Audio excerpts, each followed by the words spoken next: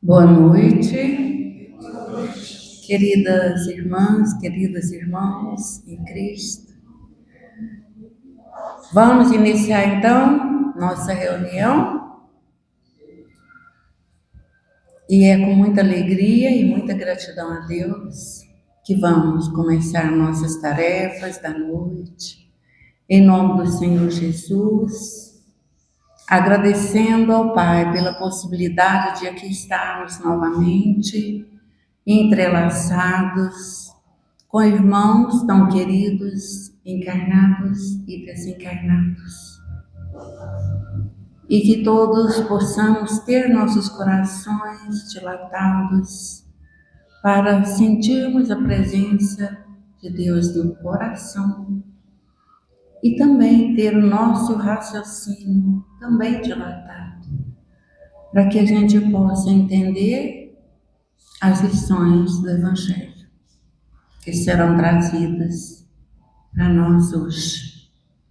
E assim, agradecidos a Deus, a Jesus, aos bons espíritos, à presença de todos que aqui estão, nós vamos ler uma mensagem que o senhor Jorge vai ler para nós e depois nossa irmã Soraya fará a prece inicial.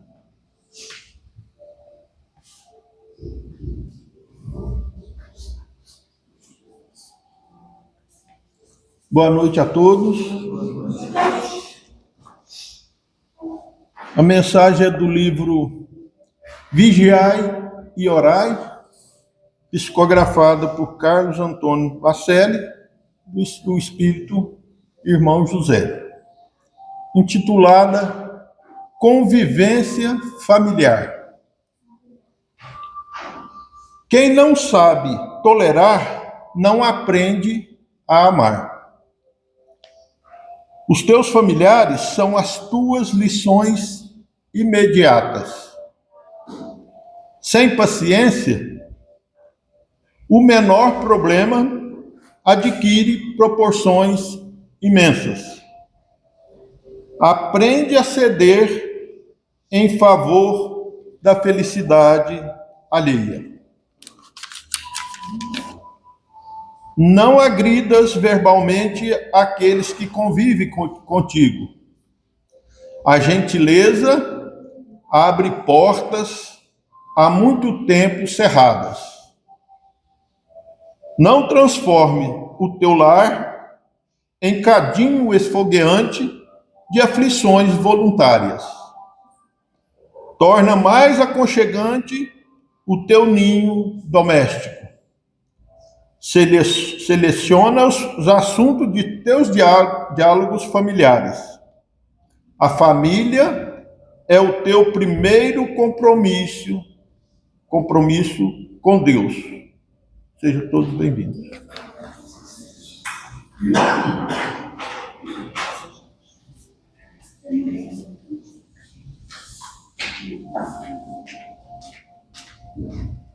Boa noite a todos. Vamos fechar os nossos olhos, vamos elevar o nosso pensamento, imaginar a figura do nosso Mestre Jesus, agradecendo pela oportunidade de estarmos aqui, mais uma vez, reunidos, encarnados e desencarnados.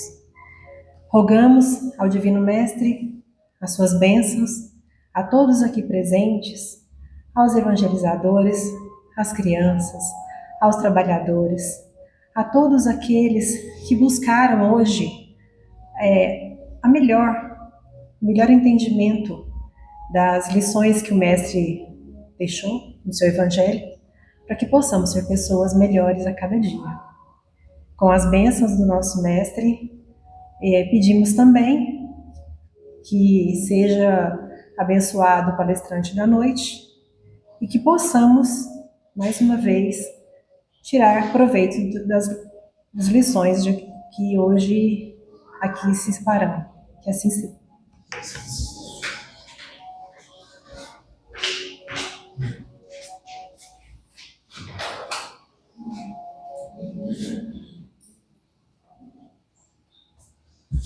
Nós agradecemos pela colaboração do Sr. Jorge, da nossa amiga Soraya. Passamos a palavra ao Ramos, que fará a exposição de hoje. E vamos então, como sempre, vigiar o nosso pensamento para ficar aqui. A hora que ele for embora, a gente traz de volta para entender os ensinos do Evangelho, que tão bem nos faz. Bem-vindos. Bem-vindo, Ramos. Deus te abençoe. E abençoe a Soraya e o Sr. Jorge e a todos nós.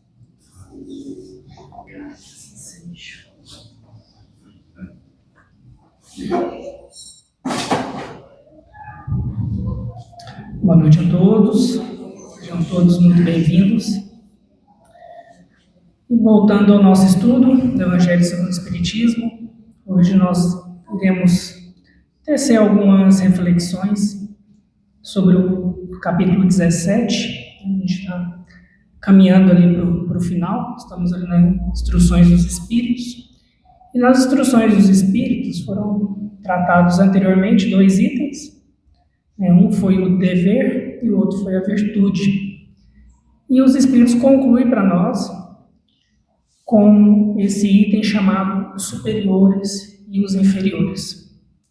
E aí nós vamos entender um pouquinho mais onde estamos situados nessas classificações. E muitas vezes, já adianto, que estamos classificados nas duas, dependendo do contexto. No inicinho ali, François-Nicolas Madeleine, cardeal de Merlot, essa mensagem foi trazida em 1863, ele inicia nos falando que a autoridade, tanto quanto a riqueza, é uma delegação que terá de prestar contas àquele que se acha dela investido. No capítulo anterior, não se pode servir a Deus e a Mamon. Foi tratado em diversos itens a questão da riqueza. E aqui, esse espírito amigo aqui, ele nos traz que, tal qual a riqueza, o poder investido a nós, ele também será cobrado de nós uma prestação de contas. E aí eu trouxe essa exposição para nós em forma de reflexão. Diversas perguntas nós iremos tecer aqui, antes de entrar no que a doutrina espírita nos fala, mas para que a gente possa individualmente refletir sobre esses questionamentos. Vou tentar colocar no nossa tela mental aí o que ela nos traz ali de reflexão, que, como disse, todos nós somos atores dessas situações aí que a gente vai transcorrer. E a primeira dela pergunta o seguinte para nós: por que algumas pessoas nascem com o poder de mandar e outras com a obrigação de obedecer? E uma segunda pergunta, seguida dessa: seria a autoridade um privilégio absoluto de berço ou apenas um empréstimo divino com prazo de validade? Nas perguntas, a maioria delas aqui, a gente vai ver que na própria pergunta a gente já vai começar a ver uma resposta ali já, mais clara para nós.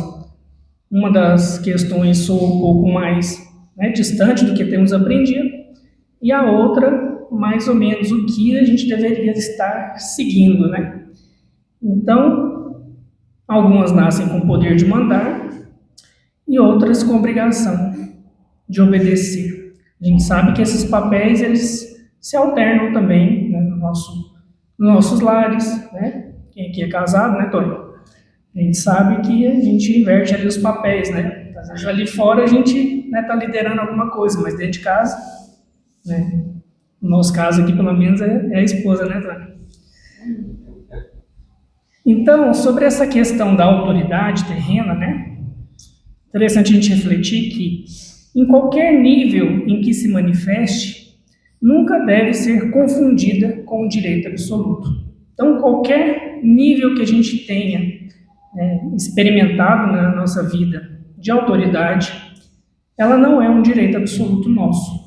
Isso nos foi confiado, ela é, em realidade, uma delegação temporária, que a gente não esqueça disso, né? Quem nos delegou? Providência divina, né? Nosso Criador. Um empréstimo de confiança que nos é concedido para o progresso do grupo em que fomos colocados. Isso é muito importante a gente entender, como vivemos em sociedade, os papéis, né, confiados a nós, eles têm o seu motivo de ser. Onde estamos inseridos ali na sociedade, a gente tem um papel que a gente tem que pensar no coletivo. Deus prova nessas atribuições, né, constantemente a transitoriedade desse poder ao retirá-lo quando lhe apraz, demonstrando que o comando definitivo não nos pertence.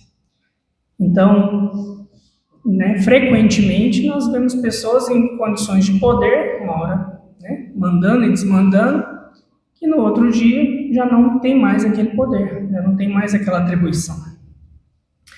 E aqui eles nos falam que se o poder fosse um privilégio inerente à nossa própria personalidade eterna, seria inalienável e nos acompanharia além do túmulo.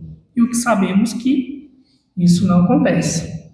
Ao desencarnarmos, né, mesmo que estávamos numa condição de rei, de imperador, de, né, grande proprietário de diversas propriedades aí, né, e a gente não, ao desencarnar, a gente é igualado.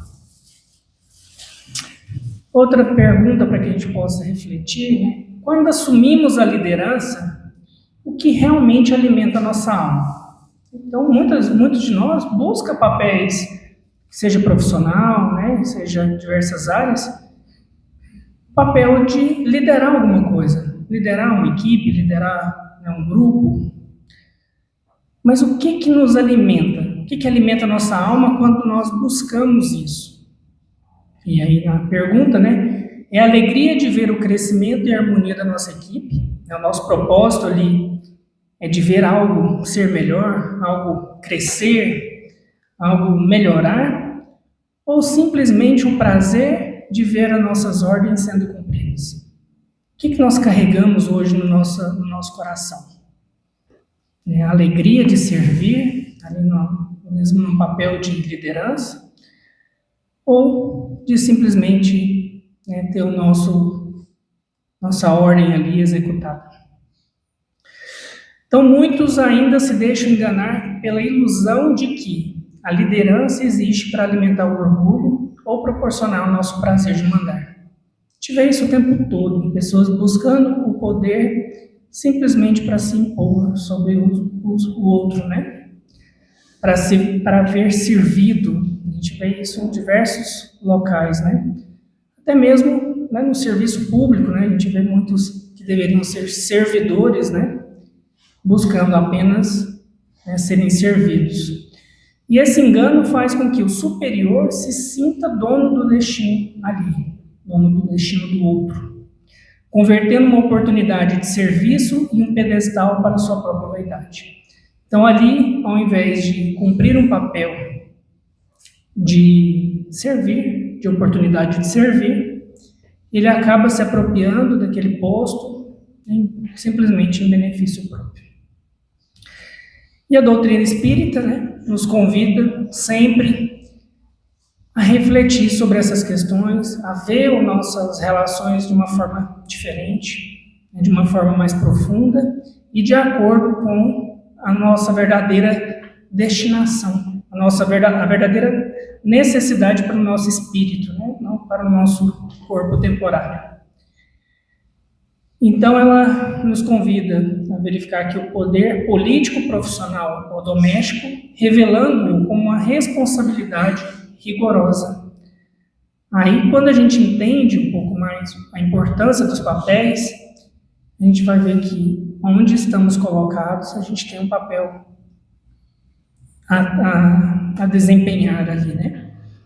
E aquele que comanda com o único fim de satisfazer seus caprichos, esquece que o verdadeiro líder é aquele que serve com maior abnegação. E aí a doutrina vai nos ensinando a importância dos líderes, né, dos papéis. Outra perguntinha para a nossa reflexão. No nosso trabalho, na nossa casa ou na nossa sociedade onde a gente está situado, a gente gerencia apenas tarefas e números ou nos lembramos que por trás de cada função existe uma alma imortal temporariamente sob os nossos cuidados? Será que quando a gente está administrando ali o nosso negócio, ou o nosso emprego ali também temporário, ou até mesmo nas nossas casas, nós entendemos que as pessoas que estão ali, sob a nossa responsabilidade, ela é simplesmente um número, alguém que tenha que nos dar lucro, alguém que tenha que nos servir, ou que ali também existe uma pessoa que está em desenvolvimento, em crescimento e que depende do nosso papel, do nosso cuidado. E aí a doutrina nos traz que quem quer que se disponha de alguma autoridade, desde o chefe de família, ou a chefe de família, em nossos lares, até o governante, perante a nação, deve lembrar-se que tem almas sob a sua custódia. Não gerenciamos apenas números, processos ou tarefas físicas, mas sim espíritos imortais em processo de evolução. Todos nós estamos em processo de evolução e dependemos um do outro. Por isso, a alternância de papéis, A liderança legítima, ela exige uma profunda sensibilidade para com as necessidades morais e espirituais daqueles que nos seguem. Então, aqueles de nós que já estamos em condições de liderar alguém, começando ali pela nossa casa, pelos nossos filhos, nos falam que liderar é educar, proteger e orientar, sabendo que cada ação nossa, nessa atribuição, deixa marcas profundas na jornada de quem nos obedece, de quem segue o que estamos falando, que segue as nossas orientações, aí o cuidado que devemos ter. Se as pessoas que nos obedecem decidissem imitar todos os nossos hábitos, então vamos pensar aí nas pessoas que estão dependendo de nós hoje, se elas fossem nos imitar, o nosso exemplo que estamos dando ali para elas todos os dias seria um mapa seguro para o bem ou uma trilha silenciosa para a desordem e o desânimo? Quando nos colocamos na posição ali de quem está nos observando, que está ali naquela condição temporária, abaixo de nós, o que ele está vendo? O que ele está vendo? Uma pessoa, um chefe ali, um líder exemplar, em que ele se inspira, ou ele está vendo alguém que o desanima, alguém que ele não queria ser da mesma forma? A conduta do superior é um espelho para os subordinados, influenciando decisões, valores e comportamentos diários. Então, tudo aquilo que, como líder, a gente oferece ali para os nossos liderados ali, vai refletir diretamente no seu comportamento, em como ele vai agir. Se somos pessoas, às vezes, que não... mesmo como líder nas nossas atividades, a gente não dá o exemplo, a gente nos desanima. O líder responderá perante a justiça divina não apenas pelas suas próprias ações, mas também pela má diretriz que deram aos seus liderados. E aí vem a doutrina espírita, mais uma vez, mostrar de quem que é a responsabilidade, que muitas vezes colocamos a responsabilidade em tudo menos em nós mesmos, E tudo aquilo que está sobre a nossa responsabilidade e a gente não age de acordo, a justiça divina ela irá fazer a cobrança. E aí a nossa, como diz o Dr. Onofre, ai ai. Se por negligência, tirania ou mau exemplo, arrastamos aqueles que nos cercam ao vício ou à revolta, Que às vezes, como líder, a gente acaba arrastando pessoas, né? Essas características aqui, né? As faltas cometidas por eles recairão sobre a nossa própria contabilidade espiritual. Sobre eles também, mas sobre a gente que está exemplificando, né? Em contrapartida, colheremos frutos de imensa luz por cada alma que ajudamos a subir em direção ao bem. Aí a importância da gente estar aproveitando tudo aquilo que já aprendemos e colocando a nossa reencarnação, né, ao nosso serviço, ao nosso melhoramento, fazendo com que ela tenha alguma importância, né, algum valor também para o outro. Mais uma pergunta para a gente pensar. Se Deus ali nos perguntasse hoje qual foi o uso real que fizemos do poder confiado a nós, é a famosa chegou a 100, né? Vamos prestar conta ali para Deus hoje. O que nós apresentaríamos para Ele hoje? Uma folha de conquistas fraternas ou apenas relatórios de caprichos e vaidades pessoais? Vamos prestar conta. Como estamos agindo como líderes, né? Como eu disse, nas diversas situações das nossas vidas, né? Seja na nossa casa, no nosso trabalho, na sociedade, os papéis assumidos aí. Qual que é a nossa folha de conquistas? Então, ao término de cada encarnação, nós somos chamados a prestar contas das ferramentas que nos foram confiadas. E aí essa atribuição, ela começa a receber um nome aqui de ferramenta, porque quando nós recebemos uma atribuição aqui na Terra, né, a gente trouxe um talento, algo a multiplicar, algo a colocar em ação, e não como muitos de nós encaramos como um período de férias, como um período de descanso, né, buscando na vida cotidiana aqui, né, sermos servidos, né? Assim como Deus pergunta ao rico sobre o destino das fortunas que deveriam fertilizar o caminho alheio, Ele também inquirará do líder sobre o uso da sua autoridade. Então, como dissemos anteriormente, né, da mesma forma que a riqueza, aquele que a detém, tem a obrigação perante Deus de colocá-la em movimento, de colocá-la a serviço, né, do próximo, da sociedade, né, onde vivemos, aquelas pessoas que também estão com o poder em suas mãos também têm o mesmo peso. E essa contabilidade celeste, ela não se impressionará com o tamanho do nosso império material, porque muitos de nós contabilizamos assim as nossas conquistas, mas materiais, ou com o número de nossos liderados, nossos servos, né? Não é isso que será analisado nas nossas conquistas. A grande questão residirá em sabermos quantos males fomos capazes de evitar e quanto progresso real facilitamos para as vidas das pessoas que dependiam do nosso comando. É isso que estará na nossa balança ali perante Deus. O que nós fizemos daquilo que nos foi confiado?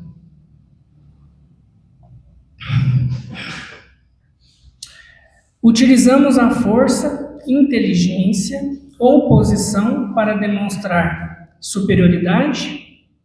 Ou as compreendemos como escudo invisível para amparar e proteger os que caminham na fraqueza? Então aqui nos mostra também que esse poder, ele também está atribuído de várias formas, né? Ele traz aqui a questão da força, da inteligência e até mesmo da posição em que ocupamos, né? Mas qual que é o papel? Para que a gente está utilizando ela? A força, o conhecimento e a autoridade não nos são concedidos para escravizar a vontade alheia ou para satisfazer a nossa cupidez. Deus nos faz fortes temporariamente para que sejamos o escudo de proteção daqueles que ainda caminham na fraqueza e na dor.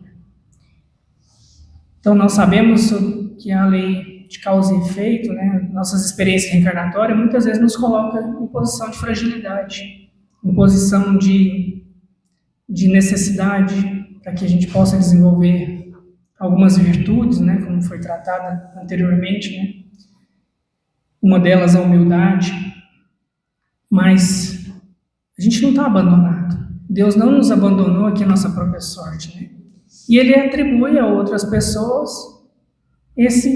essa força temporária para que possa também colocar a serviço do próximo, né? A serviço daqueles que precisam. Usar a liderança para impor caprichos ou explorar a necessidade do operário é desviar a missão do princípio sagrado, gerando graves dívidas com a lei de amor. Então, se utilizamos ali simplesmente para explorar, quantos de nós, né, às vezes, vê o empregado simplesmente como alguém que tem, como diz anteriormente, de gerar lucro, né, de servir, de fazer ali a sua obrigação simplesmente, né? E não vemos a sua vida individual, que também está em desenvolvimento, que também tem sonhos, tem anseios, né? Precisa de incentivo até mesmo para progredir. E aqui ele nos fala justamente isso, que o verdadeiro superior é aquele que estende a mão para que o inferior também possa subir e progredir. Se estamos numa condição que nos foi, né, proporcionada pelo berço ou pelas nossas próprias conquistas, mas que nós não trilhamos esse caminho sozinho, né? Alguém nos auxiliou, alguém nos ajudou a chegar até ali de alguma forma, né? Fez parte do caminho, né?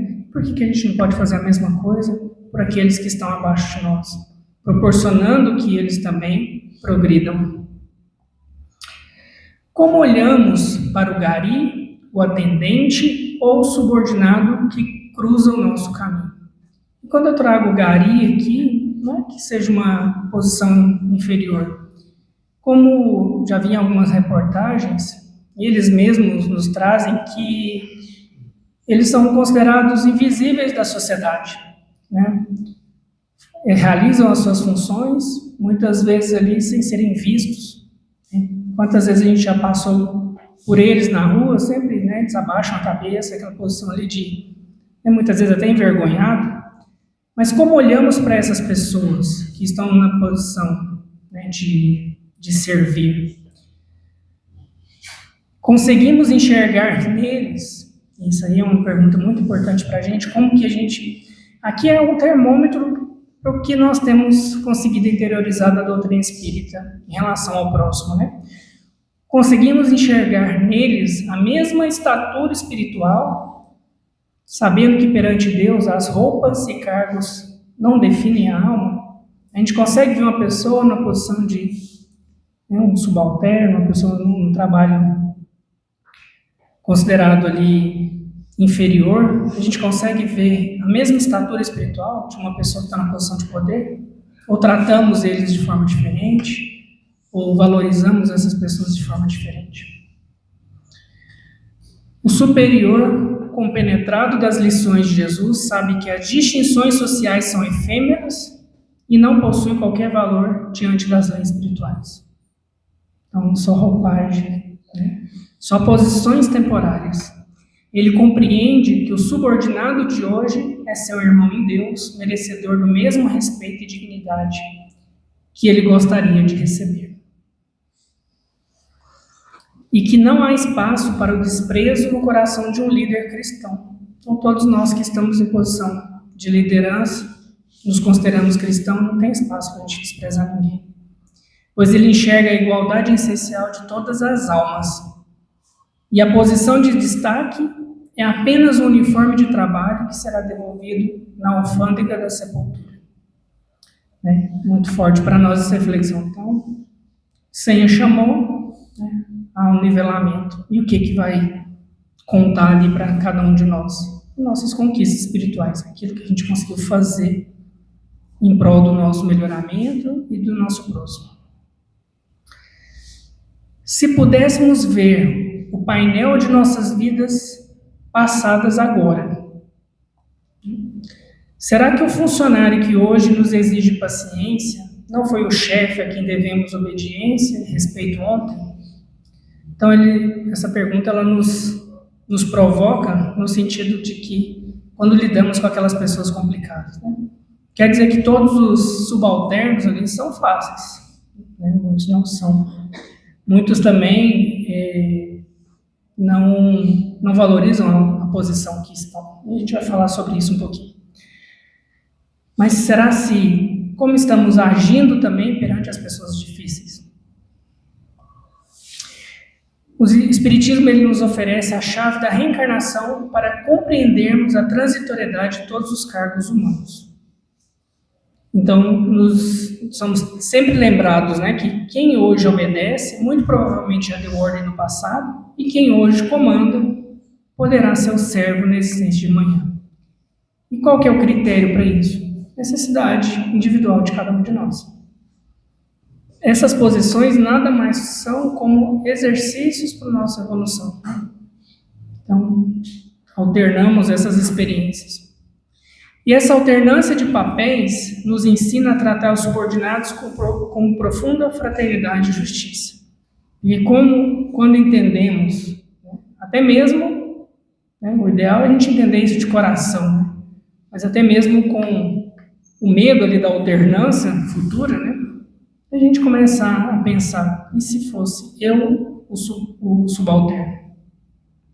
Afinal, a lei do retorno estabelece com precisão que seremos tratados no futuro, exatamente da mesma forma como que tratamos aqueles que agora dependem de nós. Isso não é castigo, não é punição. É porque muitas vezes a gente só consegue compreender quando a gente sente na pele, quando dói em nós. É a didática aí das reencarnações. Quando a nossa tarefa é obedecer e executar. Aí agora a gente vai inverter um pouquinho, A gente estava falando dos líderes, e agora a gente vai falar sobre nós na condição de subalternos. Como estamos agindo como empregados, como, no caso da leitura aqui, como inferiores de alguém, Realizamos nosso trabalho focando em dar o nosso melhor para a vida, ou fazemos apenas o mínimo necessário para garantir o salário? Como que estamos agindo ali no nosso trabalho, no nosso dia a dia? Estamos lá só fazer a nossa carga horária, só ganhar o nosso pão? Ou a gente está valorizando onde a gente está? Ou nós estamos sendo gratos àquele ambiente que nos proporciona o ganha-pão? Se a liderança possui obrigações graves, como a gente viu aqui atrás, a posição de subordinação também carrega deveres sagrados que não podem ser negligenciados. Então também será cobrado daquele que está na posição subalterna. O inferior espírita compreende que a sua conduta deve ser pautada pelo sentimento de responsabilidade perante Deus e não apenas perante o chefe humano. Então, como espírita, a gente entende que onde nós estamos, devemos lembrar também que somos pessoas que estamos a cada dia tentando ser pessoas melhores, e não é justo que no nosso ambiente de trabalho a gente aja diferente disso. Que a nossa conduta fora da casa espírita seja diferente daquilo que temos aprendido.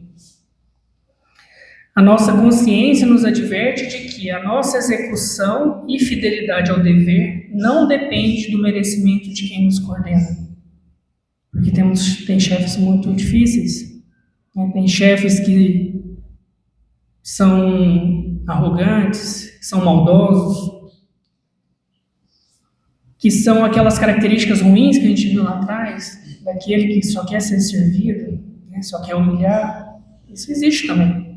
Muito, E cumprir a obrigação com alegria e dedicação é um compromisso da alma com a sua própria evolução. E não pode esquecer disso. Que nós temos um compromisso conosco mesmo. Aí não adianta a gente ali, recebemos uma humilhação no ambiente de trabalho, a gente se igualar e fazer igual ou pior. O descaso, o mau humor ou a injustiça de um superior justificam a nossa falta de capricho, o nosso desperdício de tempo ou a nossa má vontade na tarefa que aceitamos realizar? A gente que tem aquele chefe complicado. O fato dele ser assim justifica que a gente seja um mau funcionário? Que a gente desperdice ali o nosso tempo? Ou, aqui é interessante a gente lembrar, muitas pessoas esquecem disso. da tarefa que aceitamos realizar. A gente não vive em trabalho escravo, a gente está naquele trabalho ali, por mais que a gente precisa, mas porque a gente quer. A gente poderia, se estiver muito insustentável, diferentemente da época que essa mensagem foi trazida, que eu acho que não tinha tanto de oferta, de oportunidades que nós temos hoje, em diversas áreas, Às vezes você ficava naquele emprego ali pro resto da sua vida, mas a gente tem alternativa. A gente não precisa ali ser um mau funcionário para vingar do patrão. Então o Espiritismo ele nos ensina que a falha de um chefe ou de um superior nunca serve de desculpa para a nossa própria negligência no trabalho. Isso não é argumento para nós. E quando formos prestar conta, não adiantará a gente falar, mas ele era assim, mas como nós fomos. Não nos é lícito retribuir o mal com o mal, nem usar o erro alheio para justificar a nossa indisciplina e desinteresse. Então não é justificativo. E mesmo quando o superior falha em suas obrigações morais, o subordinado consciente mantém-se fiel ao seu papel. Porque cada espírito responderá individualmente pelas suas próprias obras e omissões, sem que a falta alheia anule o compromisso com o bem. Então não adianta a gente querer achar que vai ser uma justificativa porque o nosso chefe agia de forma imoral, que a gente também. Diante das pressões de uma chefia difícil ou de limites profissionais estreitos, aquela condição que não nos favorece naquele emprego, um crescimento, alguma coisa assim, nos consumimos em revolta ou conseguimos enxergar ali o remédio necessário para esvaziar o orgulho herdado de ontem. Se estamos sentindo muito humilhados, porque somos muito orgulhosos, E se estamos ali naquele local, naquele emprego, que não nos possibilita muito sair dele por algum motivo, Aí a pergunta que nos faz é, revoltamos, mesmo ficando ali? Ou conseguimos enxergar ali um remédio amargo, onde vai moldar um pouco o nosso orgulho? Se a nossa posição atual nos impõe sofrimentos, humilhações ou limitações, limites estreitos, a justiça divina nos convida à resignação construtiva. Nós somos convidados quando não tem jeito, ou a gente revolta ou a gente resigna. E nós aprendemos que a revolta não é um bom caminho.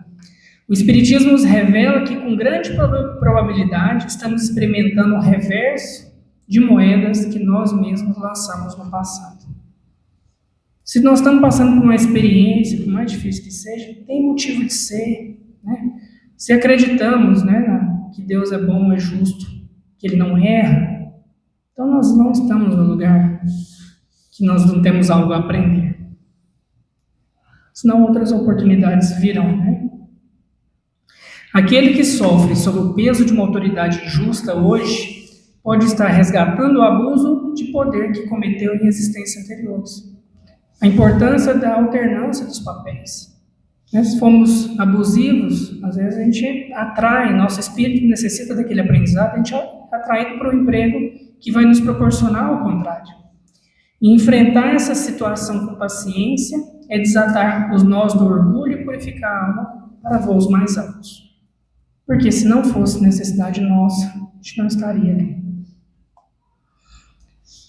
Para nós, a necessidade de obedecer e ceder é sinônimo de humilhação. Então, quando nos encontramos ali numa posição subalternos no nosso emprego, o fato de ter que seguir uma ordem, isso nos dói, sentimos humilhados com isso? Ou compreendemos essas atitudes como exercícios indispensáveis para educar a humildade de que nossa alma carece? Qual que é a nossa resposta para isso? E aqui os Espíritos nos falam que suportar a subordinação com dignidade é um exercício profundo de humildade, virtude indispensável para o nosso adiantamento espiritual. Como orgulhosos, vaidosos, a gente não vai evoluir rápido. Quando aceitamos os limites da nossa posição sem a revolta, transformamos a rotina comum em um altar de purificação. Aí aquilo deixa de ser para nós algo né, humilhante, que passa a ser uma oportunidade. Né?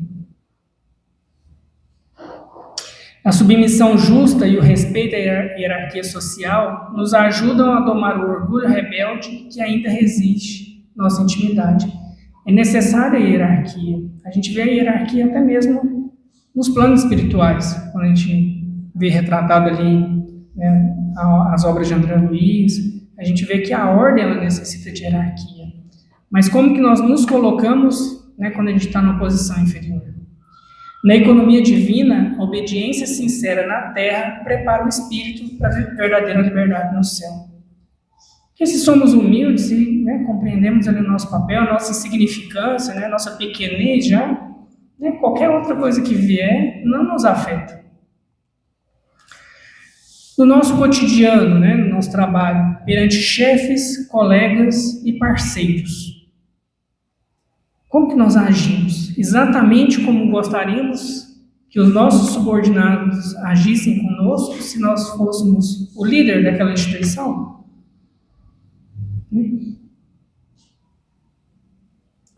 Como que nós agimos?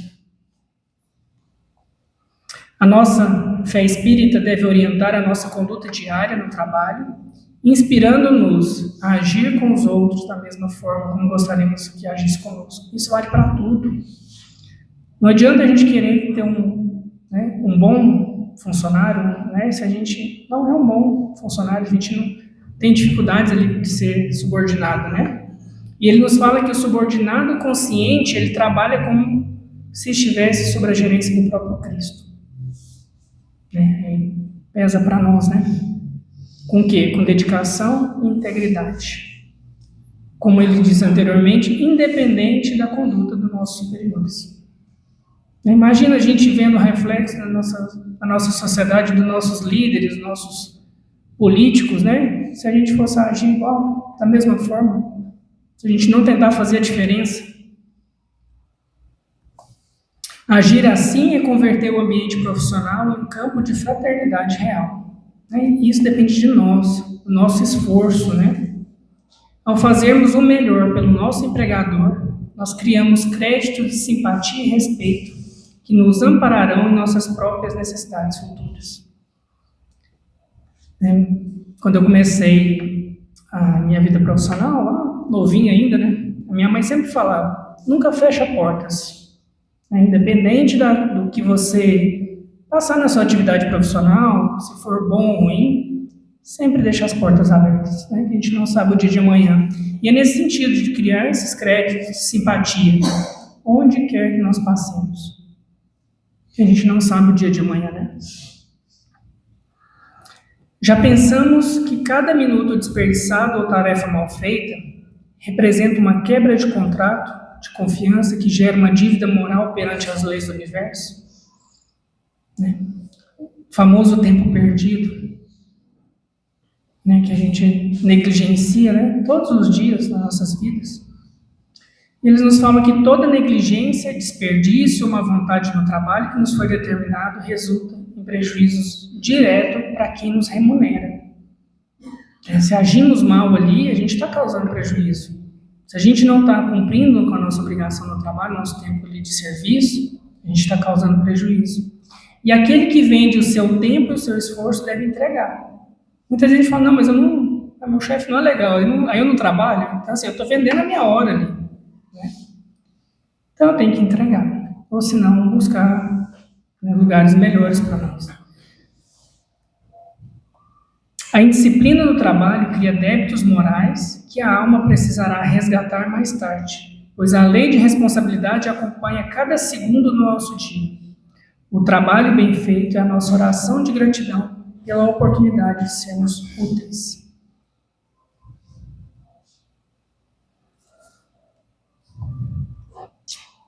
Como acordamos para o nosso dever profissional todos os dias? Aquela segundona ali, como que a gente acorda para ir para a luta? Temos que ir para a luta, né?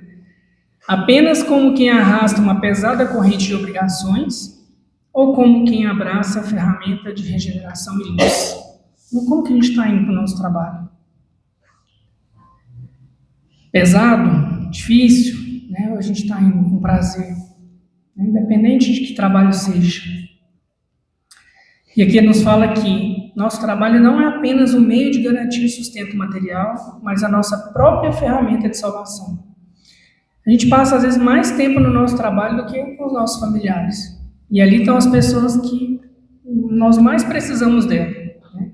É o colega difícil, né? É o amigo sincero. Servir com fidelidade na posição em que fomos colocados é o método mais seguro de polir o caráter e sintonizar com a luz. E não menosprezemos a tarefa, por mais simples ou oculta que pareça aos olhos do mundo. Na grande teia da vida, o esforço silencioso do operário é tão vital para o progresso coletivo como a decisão de um administrador. Voltando à questão do gari, se ele não limpa, não varre a rua, não recolhe o lixo, a gente percebe rapidinho, né? Todo papel tem importância em nossas vidas. A gente vive em célula, né, em sociedade. E na grande engrenagem divina, quem possui maior valor, se a gente for avaliar, né? É o diretor que toma decisões visíveis lá no topo da empresa, ou o operário anônimo que garante a solidez das bases no silêncio? Superior ou inferior? Quem possui mais valor? Perante as leis divinas, o chefe é o mordomo que gerencia os recursos emprestados, a mordomia, né, que lhe foi dada. E o subordinado é o operário que executa a obra necessária. Ambos são igualmente importantes e respeitáveis no coração do Pai Celestial. Não tem posição mais importante. O que é mais importante é aquilo que nós estamos realmente realizando, sendo um bom líder, sendo um bom empregado, cooperando na mesma grande empresa do progresso. Uma vez eu ouvi uma fala de que eu não dependo de ninguém, né? Os adolescentes meio chateados lá, né? Essas lutas também entre homens e mulheres, né? Um não depende do outro, né? Mas se a internet cai, né? Às vezes a gente fala que não depende de ninguém assim, enquanto está tudo funcionando. Mas se não estiver funcionando, quem que a gente busca? Alguém faz. Alguém abre estradas, né? Alguém faz o serviço difícil.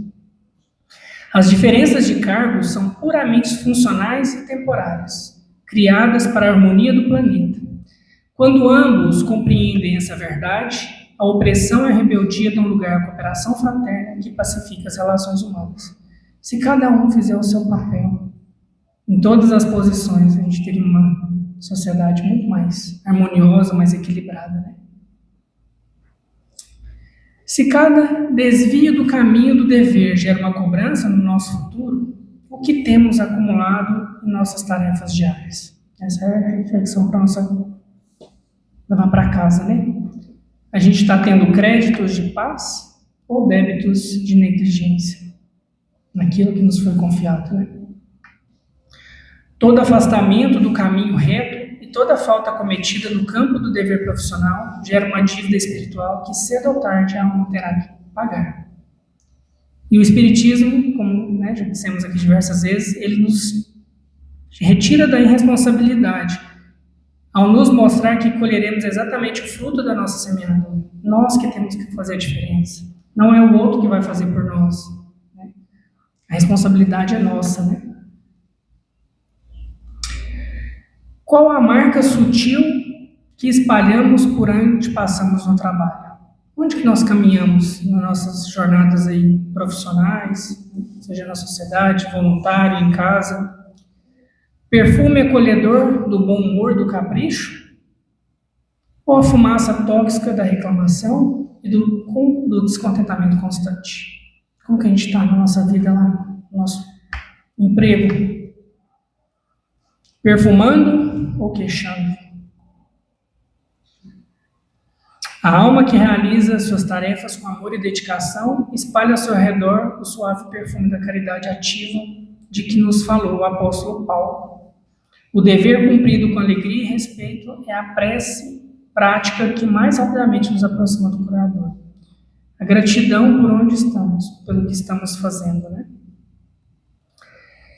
E se o nosso turno de trabalho na Terra terminasse hoje, nossa alma retornaria leve pelo dever bem cumprido ou com a sensação incômoda de quem desperdiçou as ferramentas recebidas? Se a gente for voltar agora, as ferramentas elas estão nas nossas mãos. De acordo com a resposta que nós pensamos aqui agora, ainda dá tempo, né, de a gente colocar essas ferramentas no sentido certo, né, no seu uso correto, né? Então, encerrando nossas reflexões, guardemos a certeza de que superiores e inferiores são apenas posições de aprendizado na grande escola do mundo. O segredo da evolução não reside no cargo que ocupamos, mas na fidelidade com que realizamos a nossa parte, aquilo que nos cabe, né, que foi confiado a nós. Seja como líder forte e protetor, ou subordinado humilde e operoso, dediquemos ao bem sem reservas. Que as lições do Cristo governem todas as nossas ações, para que ao final da nossa jornada possamos todos nós encontrar-nos unidos no amor de Deus. Esses são nossos comentários de hoje, né? Jesus nos abençoe, nos auxilie e que nos ajude a compreender, né, o que nos cabe fazer, né, e aproveitar a oportunidade que o tempo voa, né? Grande abraço a todos.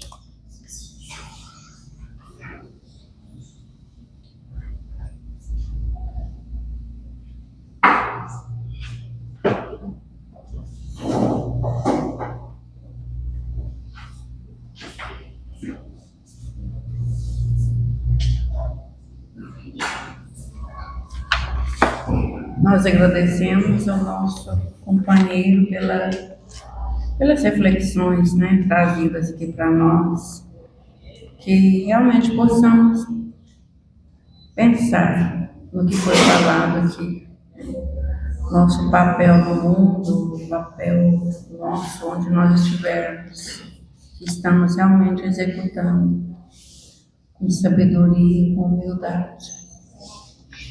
E convidamos nossos irmãos para a palestra de sexta-feira. Será com Onofre Alexandre. O tema dele é o homem no mundo. O que nós estamos fazendo no mundo, né? Continua no capítulo, falando do capítulo 17 do Evangelho. E na segunda-feira será o nosso amigo Antoniel. O tema é cuidar do corpo e do espírito, também capítulo 17 do Evangelho. E nós queremos lembrar da campanha do agasalho, a benefício das crianças do posto de auxílio. Quem puder, será bem-vinda a doação para eles e para Jesus também. Jesus vai gostar. Então, muito obrigada a todos e nós vamos agora fazer a nossa prece, né, Antoninho? Para passarmos para o passe. E desde já, que Jesus nos abençoe a todos e abençoe a Antonina também. E o Randos também, né, que falou para nós.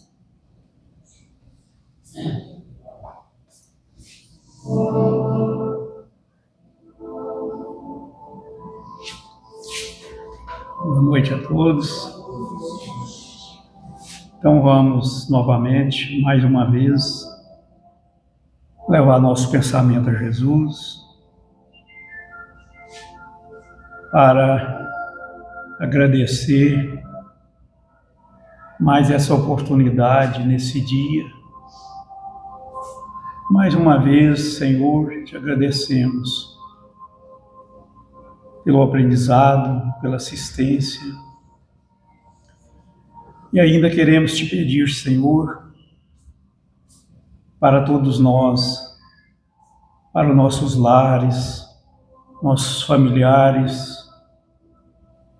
Queremos te pedir, Senhor, nossa casa de oração, para todos os trabalhadores,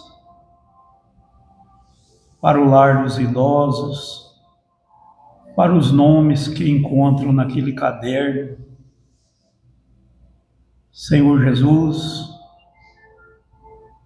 se o nome foi colocado, é porque realmente a pessoa está enferma. Imaginamos quanto sofrimento, quanta dor para aqueles nomes que foi colocado e para tantos outros que nós não sabemos, para os hospitais, toda parte onde houver sofrimento, a dor. Nós aproveitamos aqui nesse momento para pedir a bem de todos, Senhor. E te agradecemos, Senhor, mais uma vez. E pedimos a segunda parte, que é o trabalho na Câmara de Paz, que o Senhor esteja conosco até o final, que todos nós podemos sair amparados e confortados. Muito obrigado, Senhor, e que assim seja.